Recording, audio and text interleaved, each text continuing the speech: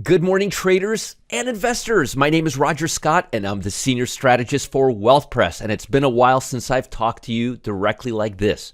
Actually, it's been about 3 days. I missed all of you. And folks, I've been getting lots of comments below the videos in the YouTube channel, and that causes our viewership to go up, and that makes me want to do more of these videos. So if you're getting benefits out of these videos, if you have a question about this video, post comment in the YouTube channel below this video. Just go to the Wealth Press YouTube channel and post a comment below this video, and I will respond, and I really appreciate it.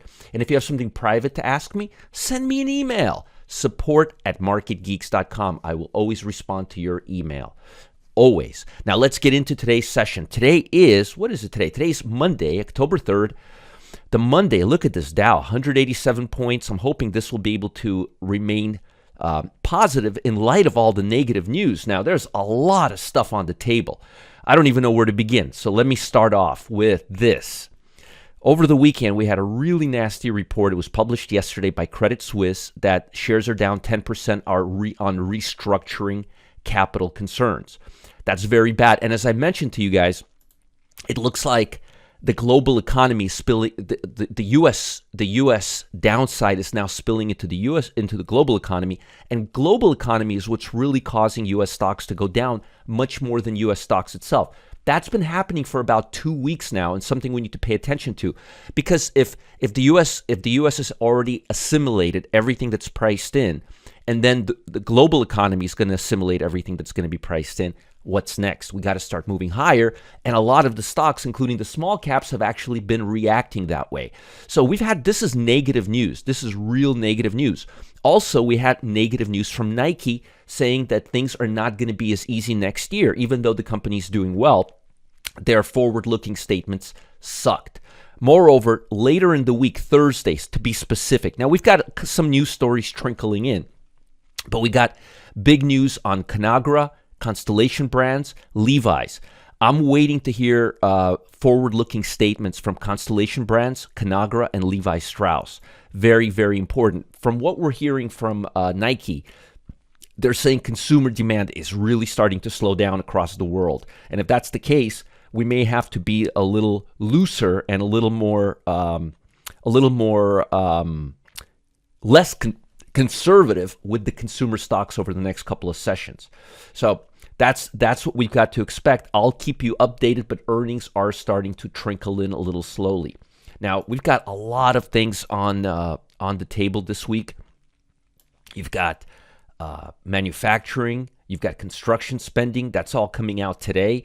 Not too big, but then you've got, as the week continues, you've got factory orders, job openings, and you could see here what the median forecast is and what the previous was.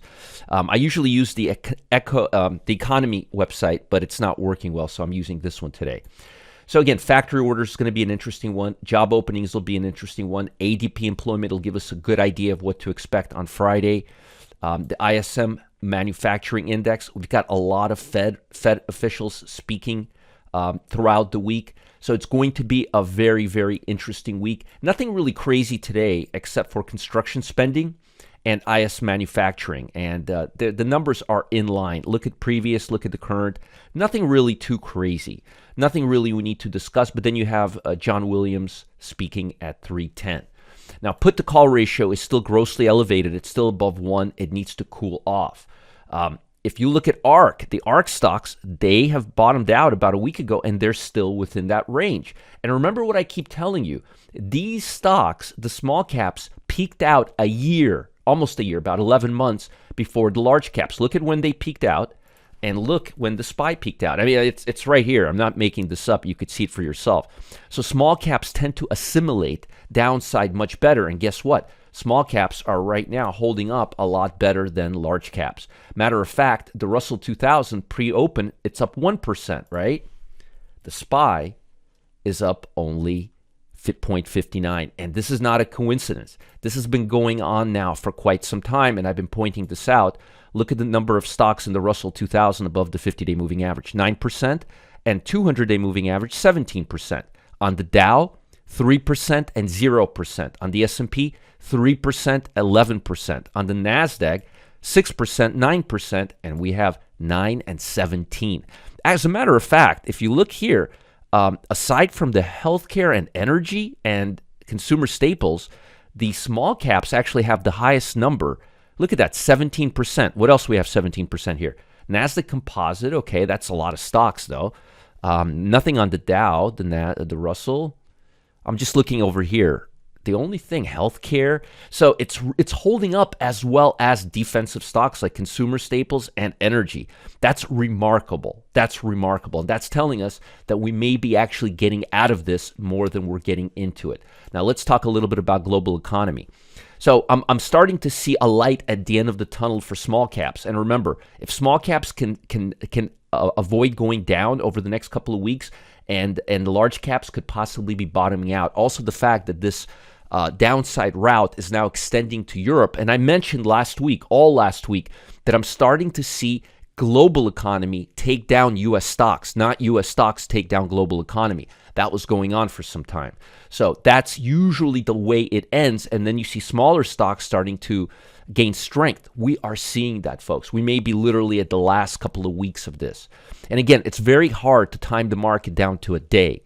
But I told you guys right around here, that this may be the end. We rallied, and then we dropped from 30,000 to 29,000. That's about 1,000. But if we bottom out here, we're not that far from the low. And again, if you look at the Russell 2000, you will see that the Russell 2000 did not break those lows. We're still at those same lows that we made 3 months ago. So that's very, very, very important. And if the Fed starts lightening up from raises right now, starts going a little cooler, things will be in a much, much better position over the near term. So let's talk a little bit about global economy, see what we can expect. Shares dropped in Europe, Asia on Monday, while oil prices surged more than $3 a barrel. Energy shortage in Europe if Russia cuts off gas supplies. We've been talking about that nonstop.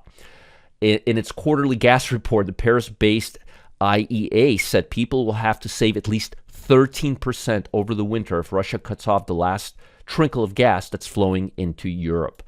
Europe faces unprecedented risk to its natural gas supplier this winter after Russia cut off its pipeline shipment and could wind up competing with Asia for already scarce and expensive liquid gas. They're going to be hurting. Remember I said there's going to be a huge energy shortage in Europe coming winter, and I said Germany's going to be very cold. Reports that major oil producers plan further production cuts were exerting upwards pressure on energy prices. And you guys thought it was all over for energies. OPEC, including Russia, made a small trim in their supplies in the global economy a month ago, underlying their unhappiness as recession fears help drive crude oil. Folks, as long as inflation and recession is here, inflation and war turmoil, you're going to see inflated energy prices. The Bank of Japan kept its interest rates below zero in a long-standing effort to encourage inflation, keep inflationary at bay. That has kept the value of the yen weak relative to the U.S. dollar, which has been strengthening as the Federal Reserve raises rates to combat declining decades-high inflation. Stunning and swift rise of the U.S. dollar, because we actually have positive interest rates in this country. People putting money here, inflating U.S. dollar. Meanwhile, raises the risk of creating so much stress that something cracks somewhere in global markets. And that's what I've been talking about. Last week, we closed a miserable September, worst monthly skid since the COVID pandemic started. It's now at its lowest level since November in 2020 and is down by more than a quarter since the start of the year. We're getting close, folks. Be patient. We're getting close. The Fed has been at the forefront of the global campaign to slow economic growth and hurt job markets just enough to undercut inflation, but not so much that it causes a recession. On Friday, the Fed preferred measure of inflation showed it was worse last month as the economists expected. That should keep the Fed on track to keep rates up and hold them at the highest level, raising the risk of going too far. Again, bonds market calmed a bit only after Bank of England pledged last week to buy however many UK government bonds are needed to bring yield back down. One of the things we need to really pay attention to is the bond market in the U.S. That's really going to continue driving price. And unfortunately, it's still a little bit lower, but it is within that range that we saw over the last week. I'm hoping that was the low, and it starts ascending right now. The put-to-call ratio is still grossly favoring the puts, which means markets need to cool off and go higher. We're starting to really see levels on the NASDAQ go to the 2008 levels. We are right now in a position where markets need to bounce hard. Volatility, on the other hand, doesn't seem to be going crazy. It seems to be kind of just peaking out at the current level, and that's telling me we don't have much more to go. Matter of fact, it looks like we've peaked out here. Volatility just hasn't been expanding too much. As far as the sectors are concerned, as far as momentum is concerned, I want to show you this. You still have energy, healthcare, utilities. These are the ones you want to focus on. And in terms of momentum levels, it's not crazy like it was 2 weeks ago when you had 700 stocks breaking down. It's now about 363 to 18. It's still really huge, but this number is not going nuts. It's not at 700 or 550, which means stocks are more congestive than they are going to the downside. It's going to be a very, very crazy week. And what you want to pay attention to right now in terms of the SPY, let me give you some real quick levels here. What you want right now, more than anything, I'm going to tell you what it is. We want to see the SPY come back in this window, within this range. If we can come back within this range, it'll be very, very positive. So anything above 3720, if you don't use the SPY, if you use the S&P 500, 3720, or on the actual SPY, right around 370, 375-ish area, that's where I'm looking at the resistance right now.